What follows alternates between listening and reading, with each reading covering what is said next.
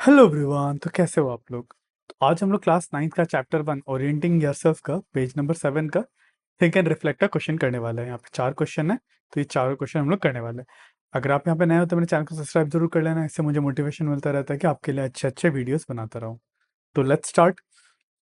तो ये जो सेक्शन है थिंक एंड रिफ्लेक्ट का, ठीक है, ये बेसिकली आपको सोचने में मजबूर कर रहा है। ठीक है, दे वांट यू कि आप सोचो ऐसे क्वेश्चंस को। ठीक है, अब मैं इसका सोल्यूशन बता रहा हूँ। ठीक है, मैं I will try to tell you मैं कैसे सोच रहा हूँ इस तरह के क्वेश्चंस को। ठीक है, हाउ टू थिंक, ताकि आप भी सिमिलर मेरे को कॉपी कर पाओ, मुझको कॉपी कर पाओ। ठीक है, और आपका थिंकिंग डेवलप हो।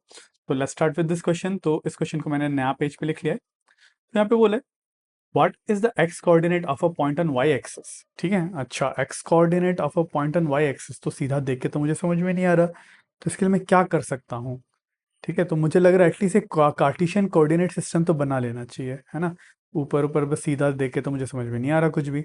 ठीक है, तो एक मैं कार्टिशियन कोऑर्डिनेट सिस्टम बना लेता हूँ फर्स्ट। ठीक है, क्या पता उसके बाद दिख जाए। ठीक है, this is y axis, this is x axis. तो ये सारे पॉइंट प्लॉट कर लेता हूँ। This is 1, this is 2, this is 3, this is 1, this is 2, and this is 3, this is -1, this is -2, this is -3, and this is also -1, -2 and -3। ऐसा कुछ मेरा Cartesian coordinate system होता है। अब बोला what is the x coordinate of point on y axis. Y axis के point का x coordinate क्या है वो मुझे पूछा है। ठीक है, तो ये वाला पॉइंट क्या होगा, ये वाई एक्सिस का क्या ये वाला पॉइंट है, तो इस पॉइंट को मैं क्या 0,1 लिख सकता हूँ? बिल्कुल। इस पॉइंट को क्या मैं 0,2 लिख सकता हूँ? बिल्कुल। इस पॉइंट को मैं क्या 0,3 लिख सकता हूँ? बिल्कुल। अच्छा, तो यहाँ पे पूछा what is the x coordinate of point on y axis. तो वाई एक्सिस के जितने भी पॉइंट है उसका मुझे एक्स कोऑर्डिनेट क्या दिख रहा है? 0। तो इसीलिए मैं इसको क्या कह पाऊंगा? I think x coordinate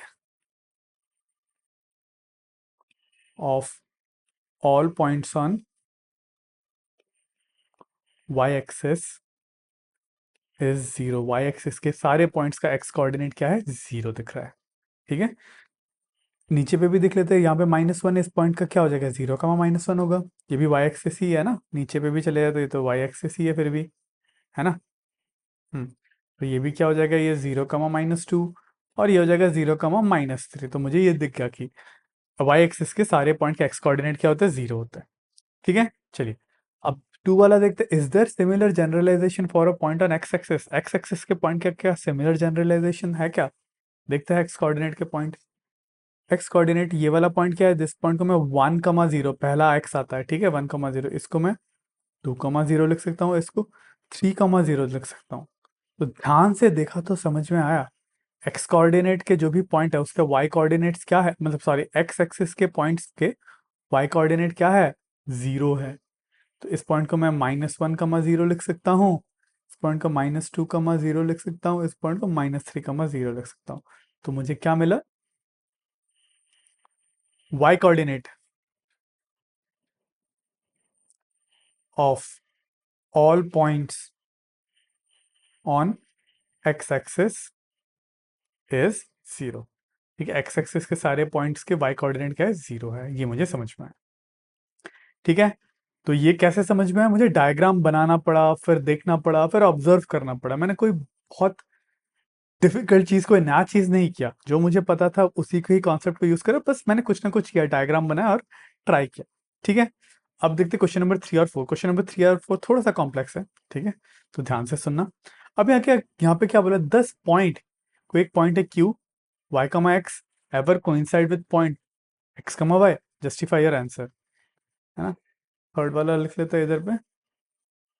so मुझे कोई भी बोला एक पॉइंट क्यू है, उसका कोऑर्डिनेट क्या है? Y comma x coincide with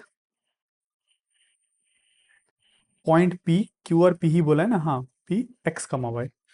क्या point y comma x x comma y के साथ कोइंसाइड कर पाएगा क्या? ये मुझे देखना है।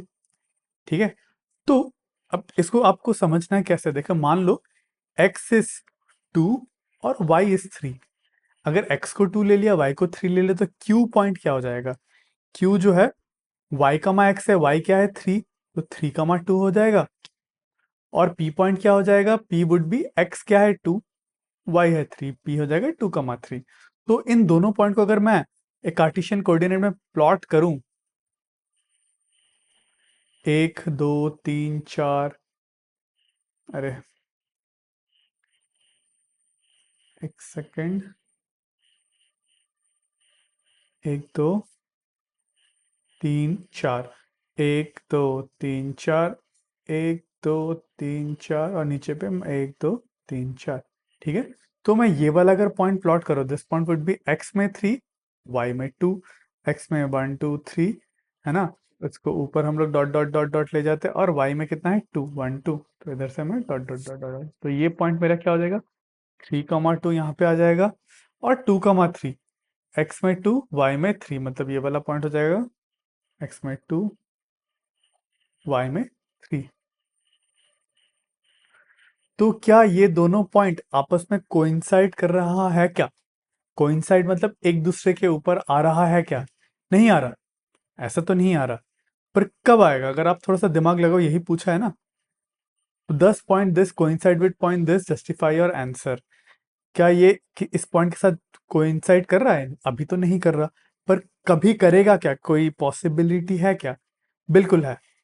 कब? जब आप मान लो x को भी आपने अगर 3 ले लिया और y को भी 3 ले लिया, मतलब सेम सेम नंबर ले लिया। इस केस में, रेड वाले केस में मैंने x और y को अलग अलग नंबर लिया था, पर ब्लू वाले केस में x और y को सेम नंबर ले लिया। ठीक है, अब मान लो x 3 है, y 3 है, तो मेरा q पॉइंट क्या हो जाएगा? ये 3,3 हो जाएगा, और p पॉइंट भी क्या हो जाएगा? 3,3 हो जाएगा। तो q पॉइंट 3,3 पॉइंट कौन सा होगा? 1 2 3 और 1 2 3। इसको अगर हम लोग मिलाए तो इस वाले पॉइंट को पहले मैं मिटा देता हूँ। ठीक है, और 3,3 को मैं प्लॉट करता हूँ, तो 3,3 पॉइंट ये वाला आएगा मुझे 3,3, और ये वाला p पॉइंट भी 3,3 यही वाला आएगा, सेम पॉइंट ही आएगा। So this point is 3,3।